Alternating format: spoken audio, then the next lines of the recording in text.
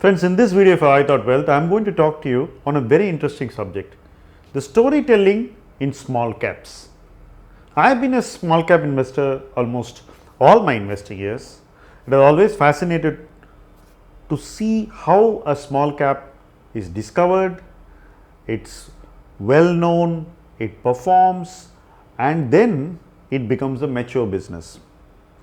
A small number of companies have also gone on to become mid caps and even large caps. So, the small cap is a place where long journeys begin. There is not much to see as evidence, and the business has a lot of potential which you need to discover. That discovery is what excited a lot of us to be in that hunt. Recent years has changed how this discovery happens, who participates in them, how the idea spreads, and how valuations are moved. I am consciously using the phrase that valuations are moved because the flow is not natural and it is largely becoming artificial. The reason is very simple. The profit pool of companies which are exceptional in the small cap space has not expanded as much as the pool of investors who want to participate in the small cap space. What have we? We have a small set of companies, a large set of investors, and a wild goose chase. What happened in the last few years is clearly a sign of things to come. What happened? A small set of companies were identified where the promoter had a reasonably high shareholding, the public float was 25 to 35%. Large investors took early interest in these companies. They managed to buy out either institutions who were selling or they managed to accumulate stocks by averaging up. So, by the time the investor finished his position itself, the stock would have doubled, because that is the only way you can accumulate a lot of stock in a illiquid share.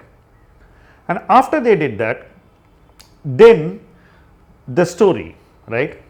The story was spread.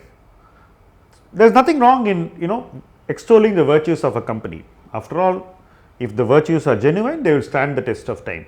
But in many cases, the stories were told in ways which were not really right, and I would say disingenuous. The classic was in the specialty chemical space. You take last year. Last year, the prices of raw materials were the lowest in a long time, and then within a short burst of time, the prices of finished products started going up. So, the spreads were the highest in history. It can happen in every business. It happened in a few specialty chemical companies. What was the story that was being spread? The story was spread that those margins which were extraordinary and not sustainable would compound, and that story and the myth was used as a justification for the valuation of the company to go into a zone which is uncharted, right. So, you suddenly had the company selling at multiple times sales, a PE ratio which is some nearly 80-100 times. It went crazy, right. This was possible mainly because the promoters held very high stakes in these companies, and there already were investors who had also created deep entrenched positions. So, the funds, the portfolios, they all entered this space and tried to corner the remaining float, and after that the rest is history. What happens in these cases is those who have well entrenched positions in these companies never sell once they know that the float is completely gone dry and closely held. So, at that stage when the story begins to spread, then everybody else wants to get in. Participation is so important in a great idea, right? And that is what happens in such situations. Now, in this instance, what really happened was that the social media came in and created a theme. You had people explaining the virtues of these companies on YouTube, you had people doing webinars, you had people doing all sorts of things, right. all this took the story to the retail investor. You also had the retail investor coming in millions into the stock market. So, digitally he is being told an idea, he is being made to understand the idea in great detail, right? And he is being made to understand the idea in a way in which others want him to understand the idea. So, he is schooled in a certain way. When he is schooled in a certain way, you are seeing that lakhs of investors are reacting in the same way, and they are all going and trying to buy a few shares in this company. But these companies do not even have the liquidity to feed those few shares to the lakhs of investors. So, the valuation just keeps bidding up and up.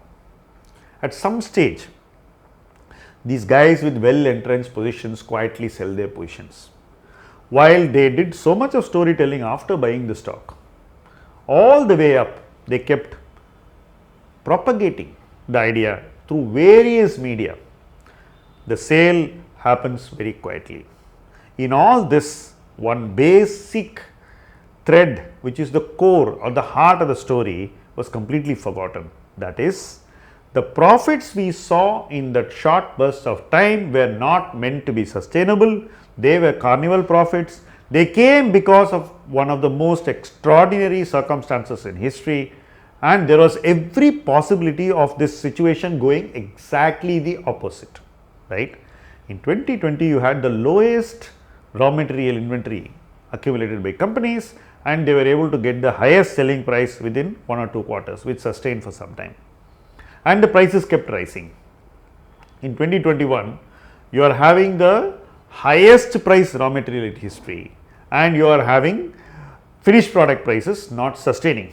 So, suddenly the margins have shrunk in companies by as much as 500 to 700 basis points from the peak margin. So, margins are again normalized. So, the pre-boom margins are back, and we are probably faced with a peculiar situation where the margin will go to the other end. It will go even lower than what was the normal pre-boom margin. So, suddenly the whole story is coming apart, right? The egos of those who propagated these stories are not small, so they will continue to keep on misleading retail that everything will be all right, long term, things will become okay. But those who know how these stories are created, propagated, and then dismantled clearly can see through all this. I only wish that the retail investor starts understanding these things and is able to smell it when it is told to him. If I am here to tell this to you, it's because I learned this very early in life, that you have to read through, you have to see through, and you have to understand how a retail investor is fooled.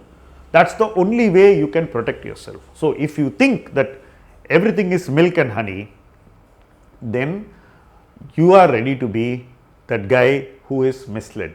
I only wish that doesn't happen, and the lessons from videos like this are taken into your real life situation, where you read every person who tries to tell you a story, and you try to find the gaps in the story, plug the holes, and then decide whether the story is real or it's written just for you to become a casualty.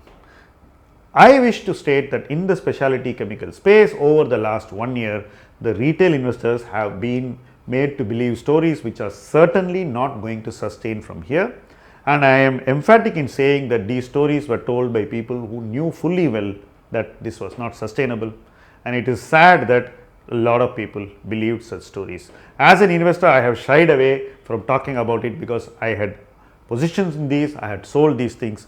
Today I do not have that baggage, and it is very self-evident that the story is coming apart. So, I think it's the right time to talk about this and tell people what I feel on this subject. I thank you for watching this video. I request you to share this video with your friends who are all great fans of specialty chemicals, great fans of all the Twitter eulogy which was given to companies, people who saw all those webinars and believed every word of it.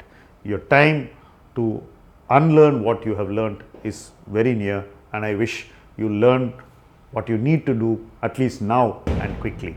Thank you.